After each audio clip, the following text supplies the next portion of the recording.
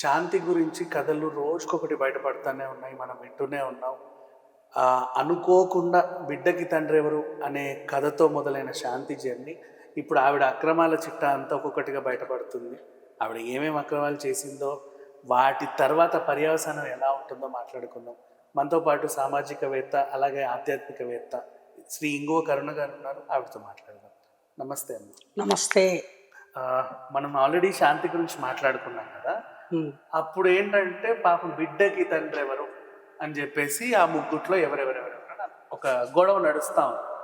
సరే నడవనివ్వండి, వాళ్ళ గొడవ వాళ్ళ ఇష్టం, వాళ్ళ రంగు భాగవతాలు మనకు అక్కర్లా. ఇప్పుడు మనం ఏం మాట్లాడతామంటే 2020 2020లో శాంతికి వైజాగ్లో పోస్టింగ్ ఇచ్చారు. 2022లో ఎన్టీఆర్ జిల్లాకి ట్రాన్స్ఫర్ అయ్యింది. ఇప్పుడు మనం మాట్లాడేది 2024, 4 ఏళ్ళే. ఒక 50-60 వేలు శాలరీ, గవర్నమెంట్ శాలరీ తీసుకునే ఒక ఎంప్లాయీ, అంటే కారు గట్రా ఈ కలిపి లకారం తీసుకోండి, అంతకు మించి జీతం లేదు. ఇలాంటి సాధారణ ఎంప్లాయీ. వీళ్ళ అమ్మ కొబ్బరి బొండాలు అమ్ముకునేది, నాన్న వాచ్మెన్. మొగుడు అఫ్ కోర్స్ బాగానే సంపాదించినప్పటికీ ఆయన వదిలేసి వెళ్ళిపోయాడు. Now she is a single mother. తను వదిలేసి వెళ్ళేటప్పుడు తన దగ్గర ఉన్న ఆస్తి ఇంత బంగారం, ఒక ఉండి లేనటువంటి ఫ్లాట్, పర్వాలేదులే అన్నట్టుగా ఒక వాహనం. ఆ వాహనం కూడా గవర్నమెంట్ వాడే వచ్చి తీసుకెళ్లి దింపుతా ఉంటాడు. ఇది నౌ హైదరాబాద్ లో ఒక విల్లా ఉంది. తాడేపల్లిగూడెం గురించి నేను మాట్లాడతా, తాడేపల్లి గురించి. మంగళగిరిలో ఒక విల్లా ఉంది.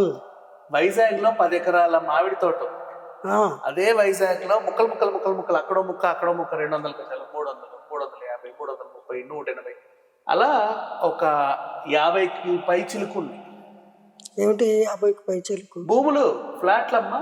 ఒక్క విషయం, ఇన్ని ఆస్తులు ఉన్నప్పుడు అసలు ఉద్యోగం దేనికి? అది తర్వాత సరే మాట్లాడుకుందాం.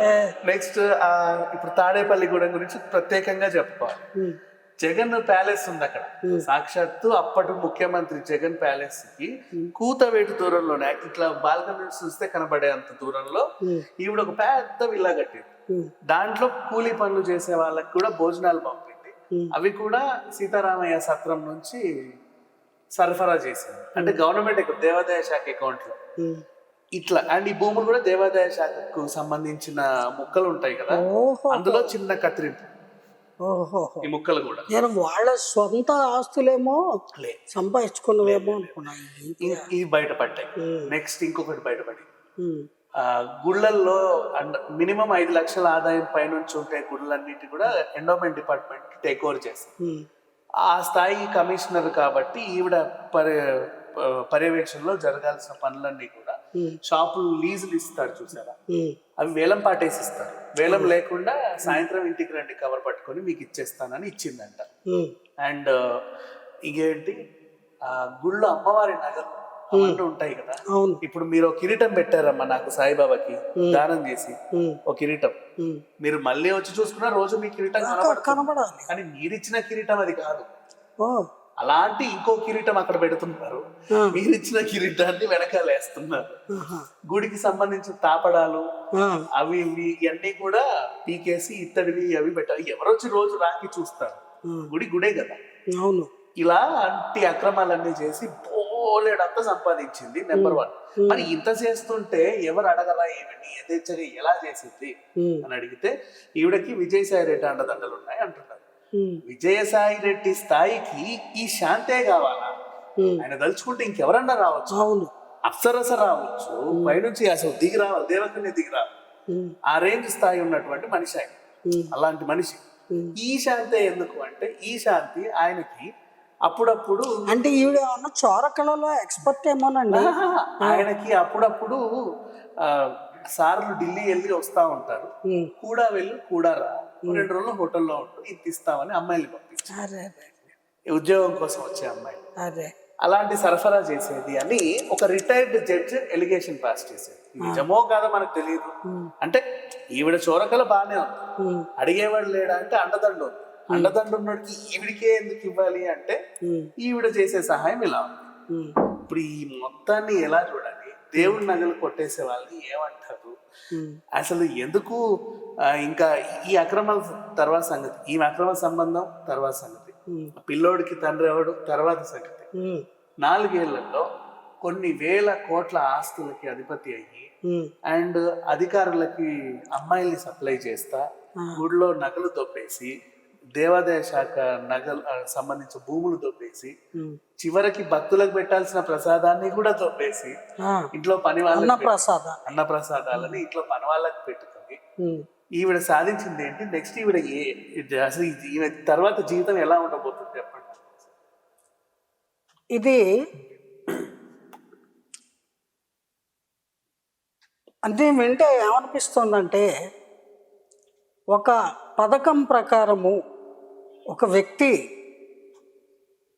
ఈ కార్యక్రమాలన్నీ చేయడానికి తనకు అనుకూలంగా ఉండే ఒక మనిషిని సెలెక్ట్ చేసుకొని ఆమెని ఒక ఉద్యోగం ఇచ్చి, ఆ ఉద్యోగంలో ఉండి ఆవిడ ఈ కార్యక్రమాలన్నీ చేయడానికి నీకేం పర్వాలేదు నేను చూసుకుంటా, నువ్వు ధైర్యంగా ప్రొసీడ్ అని చెప్పినట్టుగా అనిపిస్తోంది. ఏమండి, తర్వాత ఇటువంటి కార్యక్రమాలు చేయడానికి పాప భీతి అనేటువంటిది ఉండదు. అది ఉన్నవాళ్ళు ఇలాంటి కార్యక్రమాలకి ముందుకు రారు. పాప భీతి లేకుండా కూడా అంటే మనుషులు ఉంటారా?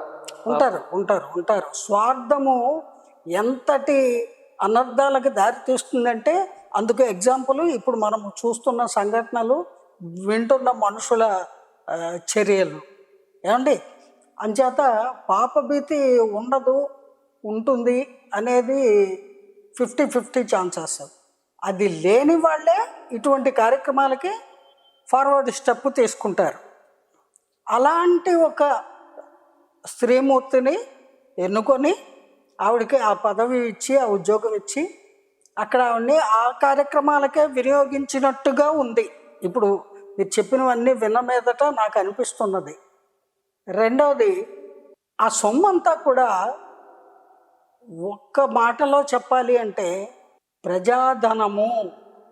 ప్రజలందరూ కూడా భక్తి పారవస్యంతో, భగవంతుని పట్ల ఉన్న అచంచలమైన విశ్వాసంతో, వాళ్లకున్న బాధలు తీరితే, వాళ్ళ సమస్యలు పరిష్కారం అయితే, వాళ్ళు అనుకున్నవి నెరవేరితే, వాళ్ళు భగవంతుడికి మొక్కుకొని వాళ్ళ రెక్కల కష్టంతో కొన్నటువంటి వెండి బంగారు ఆభరణాలన్నీ కూడా దేవతామూర్తులకి, దేవుళ్ళకి కానుకలుగా సమర్పించడం అనేది జరుగుతోంది. అనాదిగా ఉన్న విషయం అది.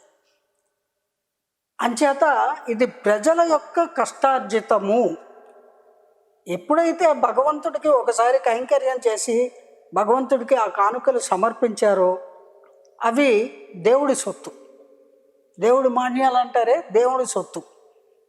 అవే కాదు, భూములు కూడా భగవంతుడి సొత్తు అయిపోయిన తర్వాత ఒకసారి దాని మీద ఏ వ్యక్తికి ఎటువంటి అధికారము ఉండదు. కేవలము దానికి సంబంధించి ప్రభుత్వంలో ఒక శాఖ ఉంది, దేవాదాయ శాఖ అని. ఆ శాఖ వారికి మాత్రమే దాన్ని పర్యవేక్షించి పరిరక్షించేటువంటి బాధ్యతలు ఉంటాయి.